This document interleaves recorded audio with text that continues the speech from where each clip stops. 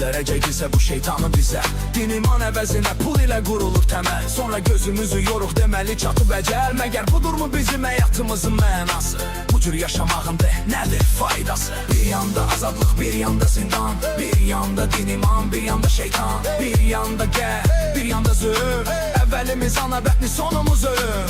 Gözümüzdən görünməyən pərdələr asılır. Pərdənin arxasında kim bilir nələr yazılır. Bəlkə də yazılır bəxtimizin acı üzü, bəlkə də yazılır acı bəxtimizin yüzü. Yaşadıkca bu dünyada ömrümüz gedir bada, cismimiz torpaqda qalır, ruhumuz uçur səmada. Bu da bir ömür payıdır, çıxışda var girişdə. Həyat yolumuzda yoxuşda var enişdə. Yoruldum adamların saxta üzünü görməkdən. Yoruldum deməkdən. Yoruldum mən hər şeyin düzü bilməkdən.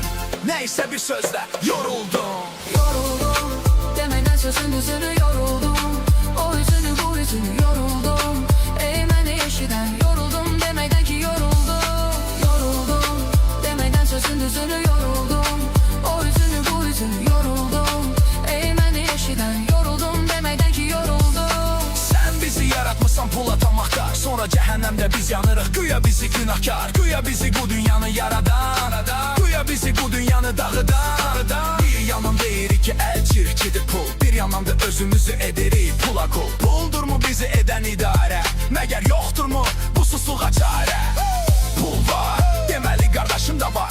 Pul var, deməli can yoldaşım da var. Pul var, deməli sirdaşım da var. Pul yoxsa, deməli sən də yoxsan.